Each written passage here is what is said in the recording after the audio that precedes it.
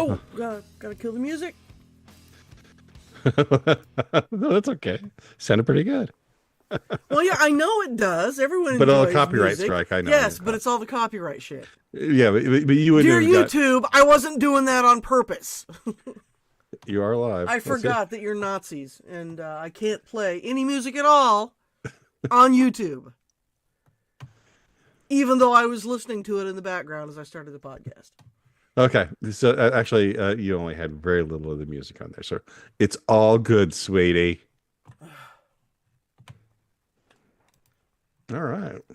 Well, I'm annoyed anyway, of course, because, you know, as I was ranting to you before we started the podcast, I opened Zoom to start our call, so all three of us can be on the, you know, we can actually hear each other. And it immediately said, "I'm sorry, your version is outdated. You have to update that before you can start." Okay, I'm Right. three minutes out from the podcast starting. Okay, fine, update the version. Wait. Okay, now you need to log in. So I right-click, right? Because no one knows their password for anything because you have 70,000 of them. And they all have to be different in some way. So that's my browser's job to remember that. Right-click. Nothing. Ugh. Okay, so I do happen to have a list of my most commonly used passwords nearby. So I go to my password list. I get it. Put my information in. I'm sorry, that's the wrong password. What do you mean that's the wrong password? I literally took it from my browser. So then I go back and I realize... You realize it's a technical difficulty, so everyone has to drink. You do. I am just in full rant mode because of this. Okay, so I get in, finally, and all of the buttons in Zoom are now in a different place because of the software update. Why? Why do we have to do that? Can't you just fix the bugs that's in your own goddamn software without having me having to completely relearn your software when I open it the next time for my podcast that starts in 30 seconds? And then when I started the podcast and we started streaming, because I always listen to music while I'm getting things ready to go, I started the podcast forgetting that I had music playing in the background. And be like, oh God, I have to stop the music or we'll get a copyright strike, even though I'm listening to music on YouTube. Ugh. Are you feeling better now? Yeah, I think maybe so. All right. I think you've scared all the customers away, Jerry. Oh, they're used to it. So I'll burn the food and you scare the customers.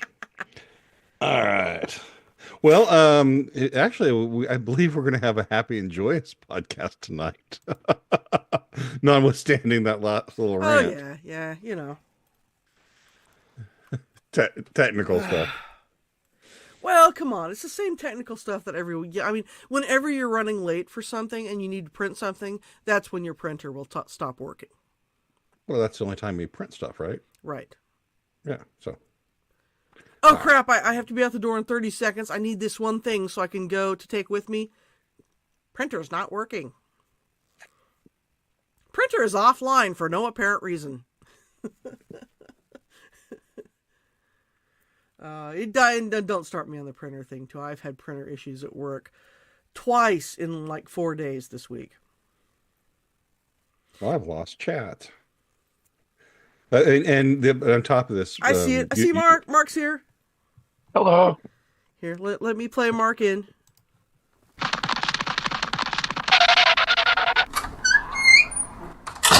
Hey, Mark's here. How's it going, Mark? Good. How are you doing? I'm doing okay. In full rant mode tonight. Yeah, all right. I think it's about time. So you ready to hit the go button? Probably. And Jim is here. If I can find and it. And Catherine and Tim.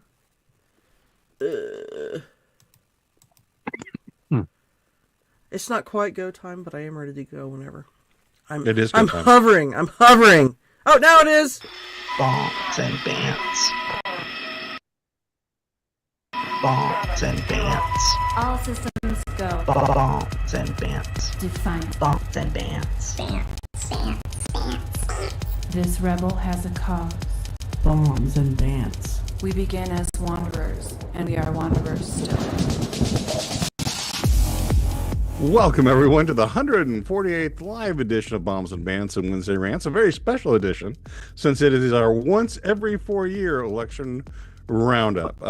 As always, I'm your dedicated and humble host, John Wilder, coming to you from the penthouse control room of this majestic Wilder Industries skyscraper. With me, as always, is Mark. Hey, everyone. How are you doing? And the missus. One thing I will note. You're not even going to let me say hi? Oh, my already said God. Just Well, cuts me off. We'll say hi to the Wow. Wow. No, I don't think I want to say anything now. missus. So this is I'm just going to be we're- like a leftist and record myself crying. Wilder cut me off. Wait, no. First you have to set up the phone. Then you have to get Oh, ready. yeah, you're right. Hang on, let me get ready. Then for you this have one. to start your rant. Okay, Then you okay, have wait. to- Okay. Is it record? Okay. There we go. Okay. All The right. fake no tear crying, right? Well, I was just noting that we're a scant 1 month away from our 4-year anniversary Wow. Yeah, I because guess we so. we started in December of 2000. Yeah. So that's No, 2020, not 2000. That would be 24 years. I'm sticking with that. It's 2004, and you can't stop me. I'm now much younger. Yeah, that would be news to Pugsley, who was born in 2005. It would. I'm supposed to tell people to like and subscribe, so like and subscribe. How has your week treated everyone? Mark, how's your week been? Well, it's been fine. The missus and I took a week off doing an unscheduled trip to climb Kilimanjaro and to shoot some rhinos and to conquer the native tribes folk. We did okay. Actually, it was just How many- sitting in the easy chair because my back hurt. I was going to ask, how many tribes did you conquer? Just one, but it's a big one. All of them. Oh. Oh, and Jim said hi to me in the chat. So hi, Jim. Massive cannibalism. There you go. So I do have a big announcement for the last time. Biden has selected his VP candidate, and it's the guy. Oh, you know the thing. And this is going to be, like I say, an unusual episode because it's almost going to be all Conversation Street. We do have a Jackass of the Week, right? The missus? Yeah, and And I've got some funnies too. So. And a little bit of I heard it on the X. How many funnies do you have? I have 8. Why don't you do 4 right now? All right. Well, let's get going. First one, courtesy of the Babylon Bee. Breaking news, flash flood warnings issued as liberal tears continue to soak nation. Oh, so salty and moist. Delicious, So delicious salty. tears. Yes. I feel I can taste their pain. The second one, I put Tulsi on a terror watch list. Now she's director of national intelligence. The biggest FU to the deep state swamp. I'm wondering if she's going to be asking for some records and some names. I would be, yeah. Yeah. Yep. Cue the leftists, but you can't use the power of the federal government against your political enemies. Yeah, we get it. Only Democrats are allowed to do that. But Tulsi was a Democrat.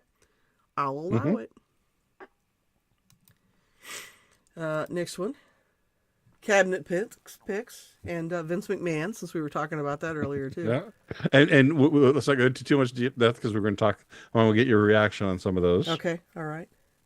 Kind of similar to Vince McMahon's. Save it and put that up when we go Okay, through that segment. all right. And then Department of Education. When you're trying to save the DOE, but accidentally make the best case for eliminating it. Oh, by the way, middle schoolers can't read, high schoolers can't write a proper essay, college students can't differentiate a scholarly-based article versus propaganda, and adults can't tell when a picture is AI. But sure, get rid of the Department of Education. Which, Yeah, when it was formed, we were number 1 in the world in Yeah, education. exactly. Yeah. And now we're still in double digits, I guess. Well, and a lot of kids can't even look in their pants and tell if they're a boy or a girl. So the misses, these are all political. This is a strange bent for you. Normally, they're relatively apolitical, and they're It's been a very political week. It's been a political week, And I think we are all well deserved to do a little victory dance. Mhm. And again, that's why it's going to be a little bit different tonight, a little bit more relaxing. Everybody, please feel free to jump in on any comments that you have as we go through. But on this day in history, do we have a sounder for that yet?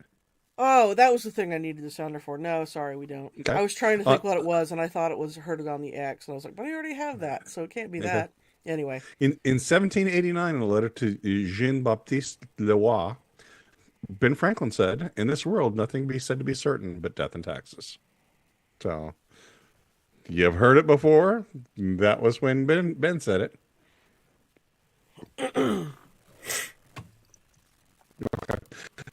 Conversation Street, please. What's that now? Conversation Street. Oh, okay. And now it's time for us to take down the smooth sidewalks of Conversation Street.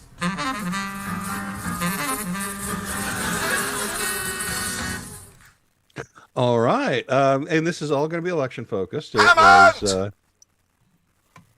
As we kind of work our way through what's happened in the last week. I mean, because it's been a big week, a big 8 days. And Mark, the missus, what's your biggest election night surprise? Gosh. I think my biggest surprise was that the Democrats hadn't planned on enough cheating to actually win.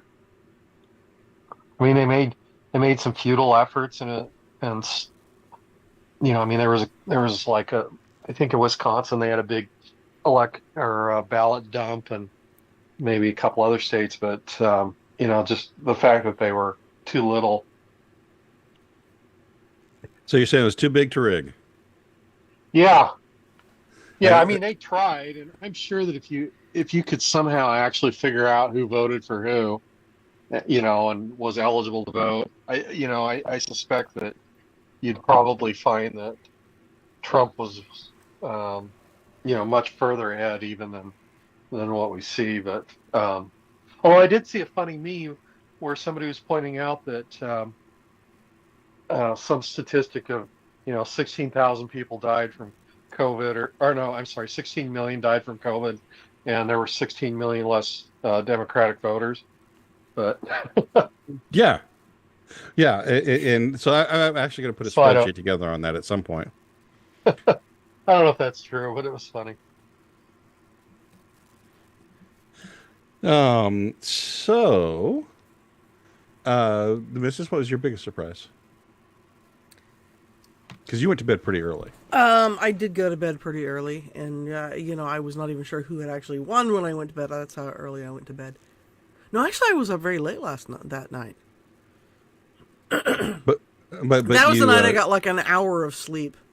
Mm-hmm. Yay! Yeah, and that's why we didn't have it last week. It had nothing to do with our trip to Kilimanjaro, which was she can sleep on an airplane. Yeah. I put in like a 15-hour day, got an hour of sleep, got up, went back to work, put another 8-hour day. Actually, a 9-hour day. So yeah. Quizzer says he's late. Have we told the joke? What do Willie Brown and the 2024 election have in common? We're waiting on you. Let's go, Quizzer.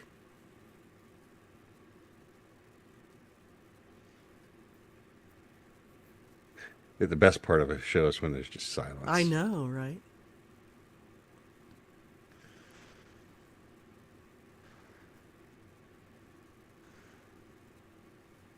Okay. Well, I guess we will continue. We'll have to come back to that, apparently. We'll go to a live update when that comes out. Yes. We'll even give Quizzer the breaking news when it comes through. So, what was your biggest election night surprise? Again, just that it was just the blowout that it was. I was really surprised that he won the popular vote. I think the only people who were more surprised than me probably were the Democrats. And the worst thing about that, though, is they seem to have learned absolutely nothing from this ass kicking that they so righteously deserved. And Quizzer, I'm going to spoil his punchline. What do Willie Brown and the 2024 election have in common? Kamala blew them Both of them. That's what the punchline was. I knew I had heard that one before. Yeah. There we go. Yeah. All right. Well, And I think that the fact that he won the popular vote probably upset a lot of Democratic plans, because it certainly did. If the Democrats won the popular vote, we would have been hearing wall to wall talking heads talking about how we need to get rid of the electoral college and so forth, and probably a lot more challenges to the election counts than what we're getting now. Well, I have noticed that in the past week we've heard absolutely nothing about packing the Supreme Court and eliminating the filibuster in the Senate. I think Trump should bring that back up and say, maybe we should do that, Democrats. Well, so that's leads right kind of to the next one is thoughts on Kamala's campaign. And I've got to say, it is probably one of the least inspiring things in the face of history. And it gets even more embarrassing as the numbers come out to the amounts that she paid people. Like she paid Oprah $1 million to come on. Mm-hmm. And we'll get to Oprah a little later on too. So, okay. So Mark, what are your thoughts overall on Kamala's campaign? Well, I was thinking sort of along similar lines. Just the amount of money that went to certain entertainers, essentially. But as I thinking about it, though, I mean, it makes sense because that's what the Democrat Party is all about is funneling money to these super wealthy do-nothings. Yeah. Again, paying Beyonce to not sing is something I can't figure out why anybody would do that. Well, it was such a bait and switch, too, because she everyone insinuated that was going to happen. And then she came out and wagged her finger in a school-marmish manner at the people in the audience and then left and got paid $1 million for that. Yeah. And the funniest thing is that Elon Musk came out, and went all in for Trump for nothing. I mean, he's going to get a job in the administration, but I don't think he was bucking for that. We'll talk a little bit more about that in a minute. But Catherine notes that she wants the Democrats to investigate the 15 million voters from 2020. So where did those 15 million missing voters go? Things we'll never guess. Yeah. It'll always be a mystery. And so if you can put that meme back up there about the Trump appointments. Oh, yeah, sure. Let me find it. There it is. All right.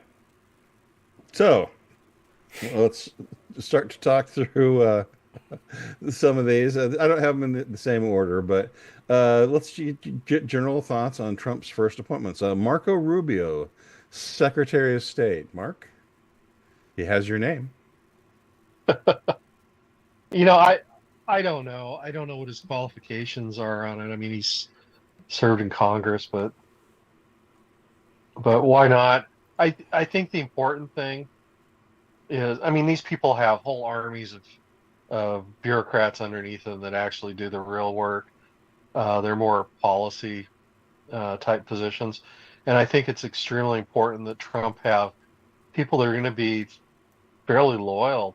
And I know this sounds terrible, but loyal to him, or at least to his vision, unlike last time. I mean, he had too many people that were too beholden to the deep state, or at least, if you don't want to say deep state, beholden to, running things as they were, not making any changes.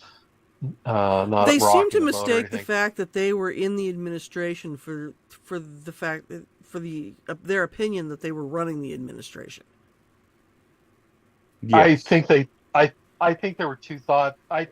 My thought is that they had two things running in their minds. One was that Trump didn't know anything, and so they could just do whatever they wanted. Right. And the other was that they were there to stop. Several of them, we know for sure, were there to try to stop Trump from implementing any real changes, and that's what I mean. They were too beholden to everything just being the same, running, everything going along just as they had before. And I love the hypocrisy of the Democrats who. The missus. I got to steer this back. Your thoughts on Marco Rubio? I think he's a solid pick. I think he's a bright guy. I think he kind of hurt his up-and-coming Republican bona fides when he did the weird thing with the drink of water and doing the response to the Obama State of the Union so many years ago. Remember that? Mm-hmm. Yeah. The one thing I will say about which is Marco a stupid Rubio, thing to ruin your political career for. I mean, it's one thing if you blow your way to the top of the political food chain, but you awkwardly get a drink of water live on national TV and that ruins your chances. So looking at Marco Rubio, I think everyone's missing his biggest advantage is he's pocket sized. So if Trump needs to take him into a movie or a meeting, and he can sneak him in without paying. That's right. Just put him in the best pocket. Yeah. He's tiny. All right. Matt Gaetz, Attorney General, a man who I just heard a quote calling feminists fat and ugly. The missus, why don't you go first on Matt? I kind of have mixed feelings about Matt Gaetz. I personally would have rather have seen Ted Cruz as Attorney General, but I know Ted doesn't want that. He's happier in the Senate where he is. So, whatever. We'll see how he works out.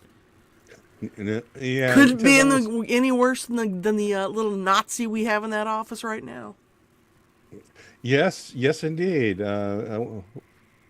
In fact, J.D. Vance said that, Matt Gaetz as Attorney General will certainly look to jail his political opponents and conduct raids. And oh no, yeah, that's right. That's Merrick Garland. Yeah. Mark, Matt Gaetz. Again, I'm sorry, I don't really know. Even worse than Mark Rubio, I really don't know much about Matt Gaetz's record. All I can say is I hope that he is willing to just totally go through the FBI and the Department of Justice and clean house. So on the funny thing about Matt Gaetz is they've been after him for several years, 3 years now, investigating him, and they were going to issue a report in the next few days. But by resigning from Congress, they can't release that report because they no longer have jurisdiction over him. But one of the funniest things I saw about him is that he was coming back from a trip to an island with 3 young girls, one of them who was 18 and was a former minor. She used to be a minor. Oh my God! Does that mean she worked in the coal mines in West Virginia? Oh, no. Oh, okay. I like this one. Gaetz I believe it was several years ago when Wilder, your oldest daughter, said something about, who at the time was, I think, 21 or 22 years old. All the pedos who come and hit on us at the coffee shop. Okay, first of all, you're not a ped. Right.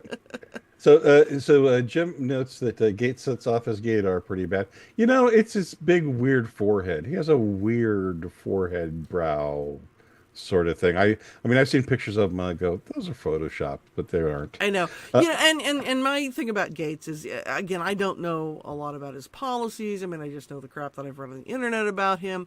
But he does kind of, just based on personal appearances, look to be a bit of a slicky boy. So we'll see how he does. I'm willing to give him a chance.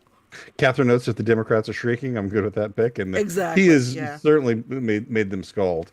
And Quizzer notes, Gaetz will read the list of Fantasy Island guests and say, any more questions before you confirm it? Excellent commentary. So that's Matt Gaetz. Mark, what about Peter Hegseth, for Secretary of Defense, who has a Deus Vult tattoo? That alone makes him probably a pretty good pick. He's former Special Forces. He's actually done the deal. He has like 3 Bronze Stars or something like that. Yeah. And of course, Democrats say he's not qualified because he was only a soldier. Yeah, as I understand, I mean, he's got the educational background. Yeah, he went to Harvard. He's, Harvard, right? he's Or Princeton, one of the two. I think he went to both, didn't he? Anyway, but yeah, he served in the military. He was an officer. I mean, it's not like he wasn't, it's not like he was cleaning out the grease trap in the kitchen or something. But yeah, special forces. I have not.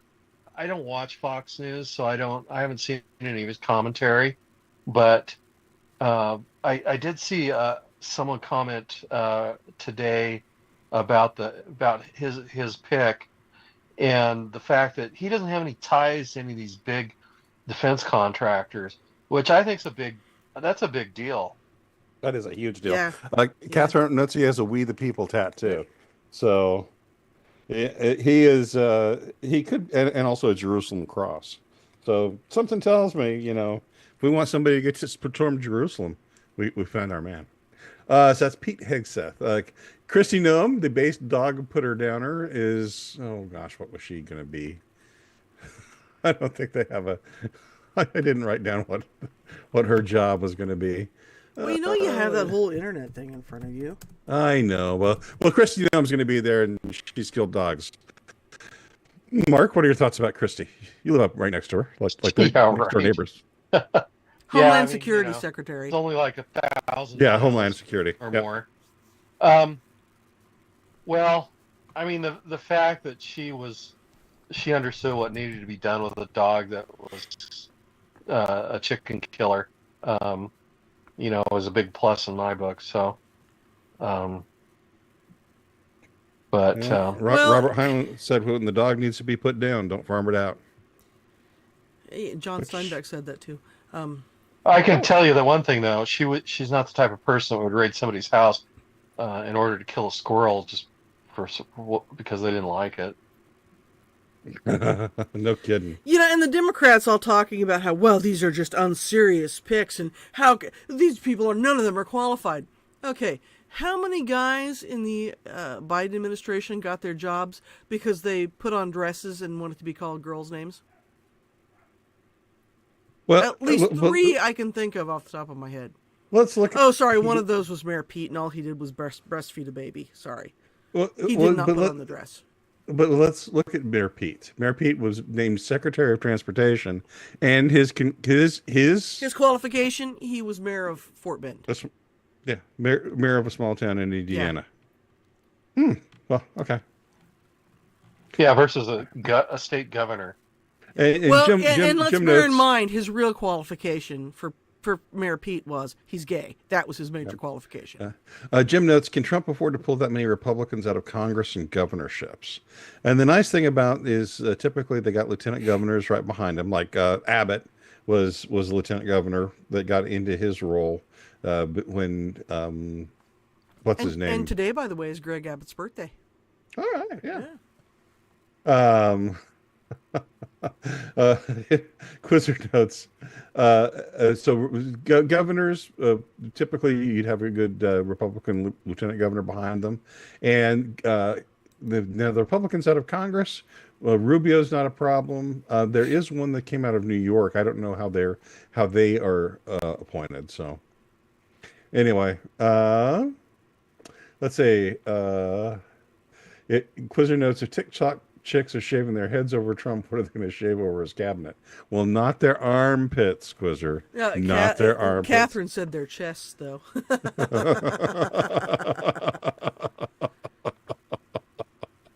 Okay. Next up on our list. I just have to say, Catherine is on fire tonight.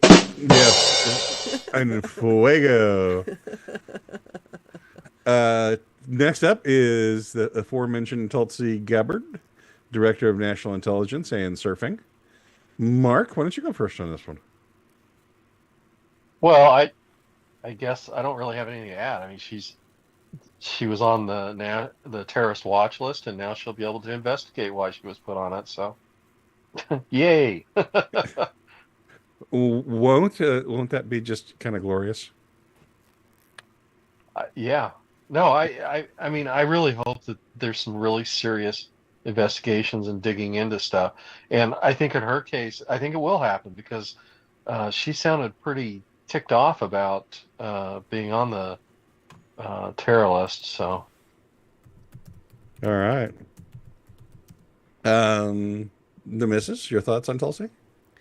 Yeah, I think Tulsi's a good pick for that. I've always found Tulsi to be very interesting. I mean, I don't entirely agree with her politics. She's not a Democrat, but she still has a lot of leftist ideas. Democratic Jason, But gun control. yeah, but I think she's got a good head on her shoulders. She's Not like a Kamala, very, though. a very solid. one thing, Yeah, I think one thing. I mean, when we're looking at her, where she's really been sort of a Democrat or for a long time. But I think one thing we forget. I mean, Trump used to be a Democrat, I believe, back in the '80s, and oh yeah, he's actually. I mean, you really look at his policies. Get rid of all the leftists shrieking. Trump is like extremely centrist. yeah, he really is.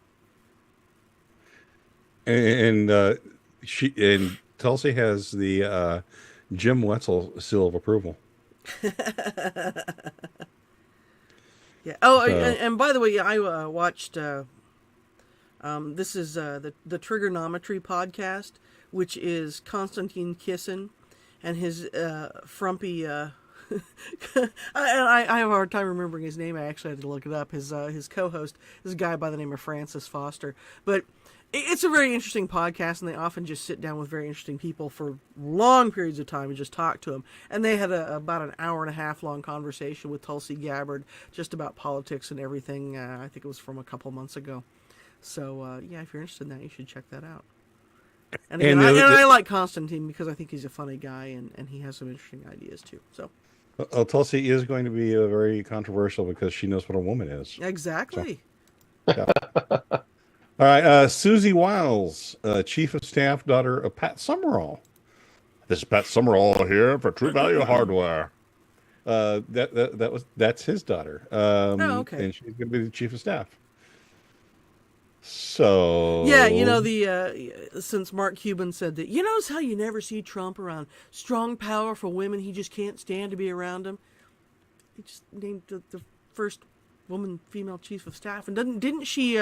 Wasn't she his? I don't know what her official title was. She was the one that ran his campaign, right?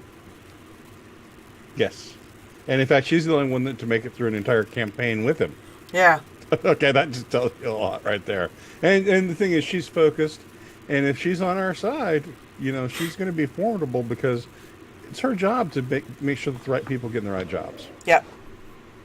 So, and that's the thing that Trump was really let down on, was this position more than any other during his time in the White House in his first term, was his chief of staff just picked all of these deep state horrible people. Well, And so- yeah, I think they were trying to give him more credibility by picking Republicans from previous administrations, not realizing what treacherous snakes in the grass many of them were. And hopefully, Susie picks, as Catherine notes, Alex Jones for press secretary. He's not doing anything right now. Yeah, yeah. This is Alex Jones for press secretary. Well, that would be hilarious. Oh, that would be the greatest. The deep state doesn't want you to know what Trump's doing, but I'll tell you. So, first question: New York Times. Can you imagine him tearing into the New York Times? That would be great. Let's see. Next up, Stephen Miller, Deputy Chief of Staff, the based immigration hawk. So that tells you my thoughts on him. Oh, Mark. Well, again, I'm sorry.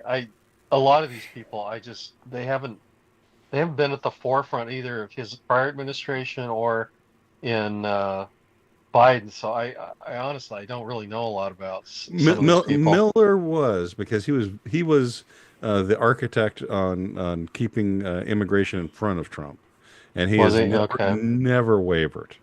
Okay. He has a large support on the anti-immigration side. So, Mr. Miller, I'm saying my hat's off. The missus, do you have any comments? Yeah, fine with me. I think he's. I think, like you said, he's picking people this time around who are going to be loyal to him. And I know the Democrats all go, oh, they have to sign a loyalty to work in the government. Okay, what Democrat president surrounds himself with people who are going to undermine his policies at all times? Because that's what Trump had the first time around. Not only was he fighting the Democrats, he was often fighting people who were supposed to be his allies. And Jim Wetzel and Catherine are both thumbs up and saying it's Miller time. So I say the best for last. Elon and Vivek. So they're going to lead the Department of Governmental Efficiency. They're going to be our based Doge enjoyers. Tear into this one, folks. Well, I mean, they're both extremely smart. They're both very successful businessmen. And they both annoy the piss out of Democrats, which is always a good sign. And I think they'll, they know what needs to be. I think they know what needs to be cut. They'll go through. I don't know what powers are going to be given to them. I assume it's just an advisory type of thing and all that. But it'll be interesting to see what they develop. I noticed that there was a deadline for this newly created department, if you want to call it that. They were going to have it expire in 2 years. So, on the anniversary, and I'll tell you, and I'm not gonna. This is selling out one of my future posts, but if there is an off ramp to dissolution of the United States via, and this is not something I'm speaking in favor of. I'm talking about the political currents. The United States is on a track to dissolve because of the financial and cultural issues that we have now. If it doesn't, it's at least in part because Doge was successful. I'm being very serious here. We have been so financially mismanaged. We have a bloated and overly powerful government, and someone like Elon and Vivek cutting it down to a third of its size or less would be priceless. Well, and because so much of what we do is now governed by these unelected, unnamed, unknowable government bureaucrats, because Congress has just ceded all of its authority. So because all they want to do is posture. When was the last time you remember Congress even passing a law?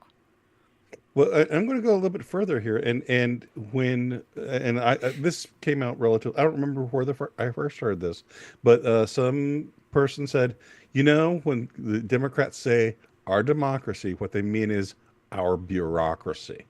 This is what they love. They love the technocratic state. They love the state that has the control over the people. They love the unelected bureaucrats of places like the education department making the smart decisions for people. And this is going to tear that apart if Trump lets it happen. These people need to be, you know what? All right, Civil Service Act, you can't fire me? Well, guess what? I can transfer you to Bismarck, North Dakota. You're off on the road to Bismarck. Your entire department is. We don't have an office. Well, your job is there, so you need to be there by Tuesday. Otherwise, you're fired. I can. Well, and that's a lot of it too, and that's why we have so many people in the federal government, because they're all redundant. That way they can take someone, whoever they want to, throw them under the bus and say, well, we fired that person, even though these 6 people over here all do exactly the same thing, and they'll do it exactly the same way, because that's why we hired them to do this in the first place. And here is my biggest hope, for humor, because this would really make the funniest timeline possible. If Brandon Herrera, that little YouTuber that only has 2 or 3 million subscribers, if Brandon Herrera was named head of the ATF, that would be amazing. He's making a run for it. Brandon Herrera is going after it, and he's saying, listen, folks, I want to be the head of the ATF because first he's going to stop essentially everything that they're doing that is against gun rights, and he's going to donate his entire salary to no-kill dog shelters. So, Mark, you got anything on the Doge? Well, I was going to add, your comments about saving the country from collapse, I totally agree. And I think um, Elon actually will play a vital role in two different directions on that. I mean, one would be if he could cut the government down and get rid of the useless red tape and bureaucracy. And I think he's in a unique position that way because he's actually been through in a whole bunch of different industries. I mean, he's got SpaceX and so aerospace. He has the Tesla, so he understands this background in the auto industry and everything with that, and he started off with the tech industry. So I mean, he has a wide understanding of how the government screws things up. But the other is that he is almost single-handedly opening up space to development, and I think it's a good chance to try to revitalize civilization, just sort of like Columbus did with this discovery of the Americas. If you look at how I've seen a quote multiple times, but of what a horrible state Europe was sliding into prior to the discovery of the New World, and 20 years later, suddenly everything's starting to get revitalized and total reawakening, and I think he can deliver on both fronts in that regard. So as for the potential Brendan getting as ATF director, I mean, that'd be awesome. He has a great YouTube channel.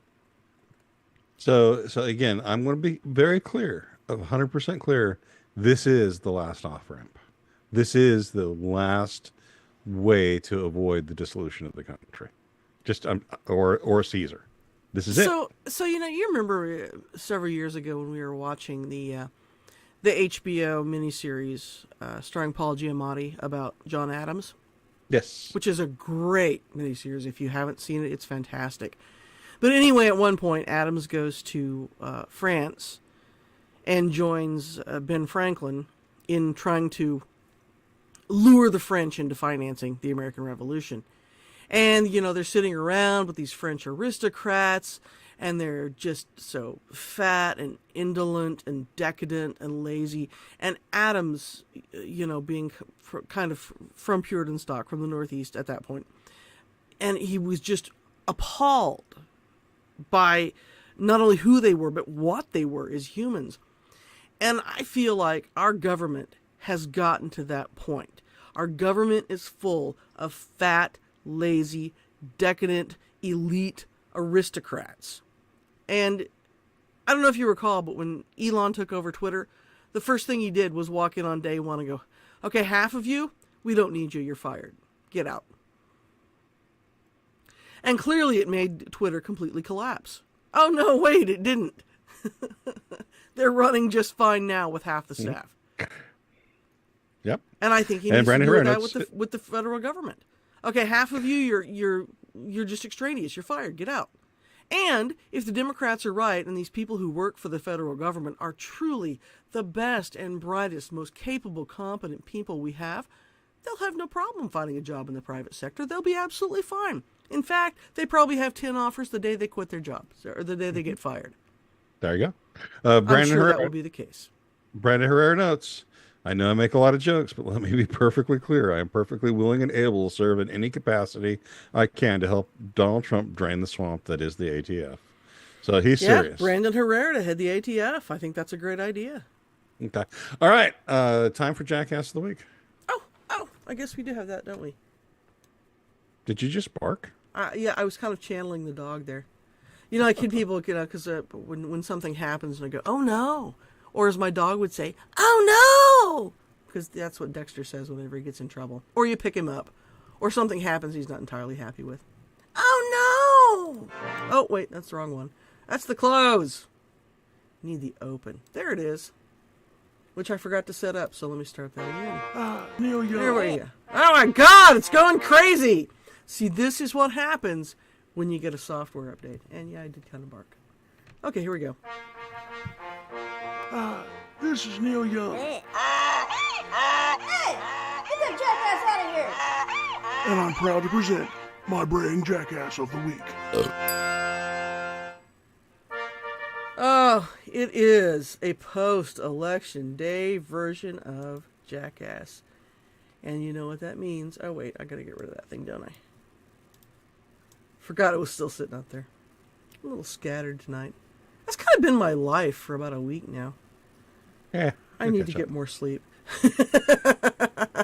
Okay.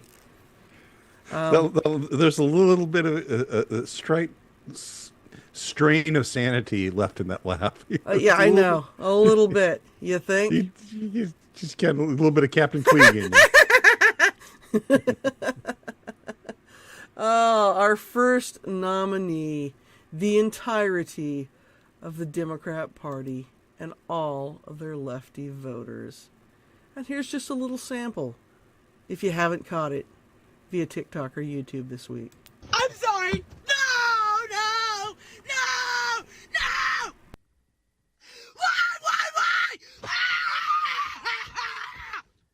Why? Why? Do you really hate me that bad?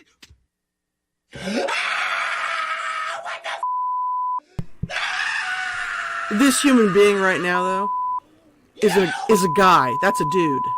What the hell?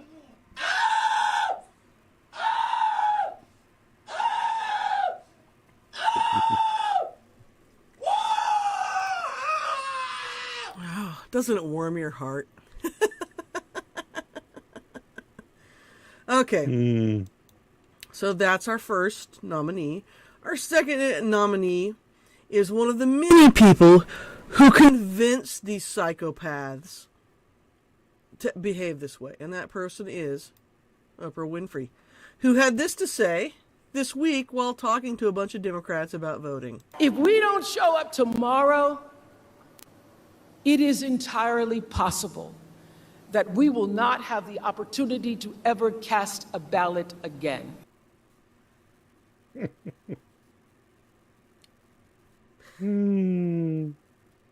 I guess we can talk about those after we do the voting. It's voting time.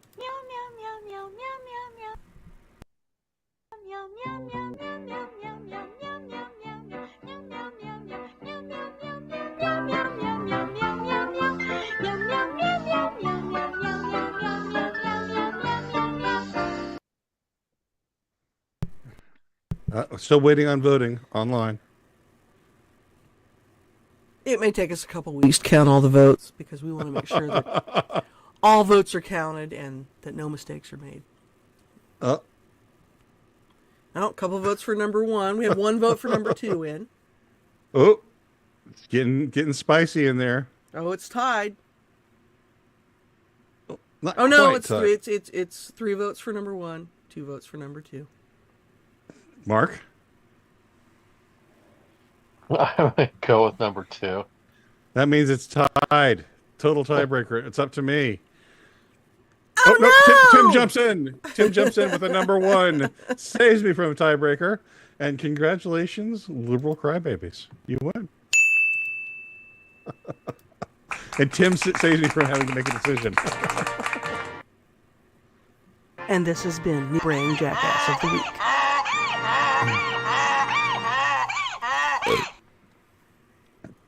Oh, we can You're only- like we Kamala Harris. You're happy you've never had to make an actual decision. Yep, that's right. Well, you know, Thank God.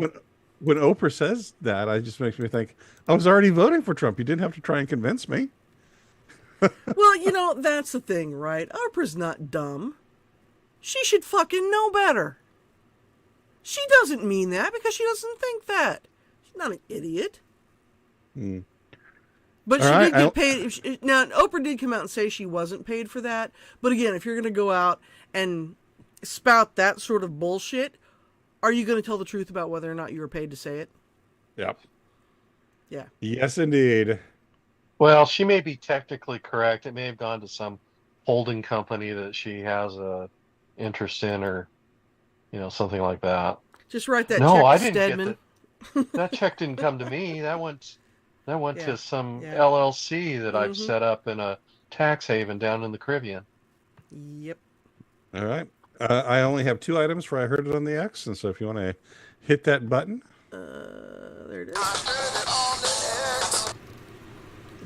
All right, only two items. Elon Musk has threatened to fund a primary challenge to anyone who fights against Trump's agenda on the Republican Party. Yay. So we finally have some discipline on the Republicans rather than, us becoming our own worst enemy. And I'm not technically a Republican because they're pretty to the left of me. But, the missus, your thoughts? Yeah, it's about time the Republicans, the Democrats, they always back each other. They always have each other's back. Always. Regardless of how stupid their policy is, they always line up behind each other and say, "Oh yes, that's the smartest thing I've ever heard. This person's a genius. They should be Emperor God forever." But yeah, Republicans are like, "I don't know about that." Now that is one of the good things about the Republican Party is that we are allowed to disagree. Yep. All right, and the final item, probably heard it on the X. We have something sad. The Guardian, the British newspaper, The Guardian, Don Lemon, and Jamie Lee Curtis have all decided to exit X, and they did it publicly. I'm not going to be here anymore. Yeah, I know. I've seen all my my lefty friends on Facebook. Also, they're all going to something called Blue Sky. Well, good luck with that. Yeah. Well, and here's my other comment: is people think Elon's dumb. He spent $44 billion to buy Twitter, and all he got was lousy, most of the control of the United States government. Right. Oh, genius! Mark, any final words or thoughts? I mean, not final. Nope. For the show. No. Not final words. The missus? I think I'll save some of it for next week. Yeah, you were pretty spicy tonight. Yeah, well, Yeah. Quizzer notes that votes arriving from other live streams don't count. At least not without large super chats. All right, folks. Well, on that note, I'd like to thank everyone for coming to Bombs and Bants and Wednesday Rants. Heading up to our 4-year anniversary, I hope you've had as much fun as we have tonight. We're going to have to do something for that. We're going to have a party or something. Yeah. Everyone in the chat will have to be wearing a party hat. I'm just going to keep stepping on you like you did to me earlier tonight. Your turn, Mark. Hey, it's good to see everyone. Talk to you next week. You all come back now, you hear? That's the dumbest thing I've ever heard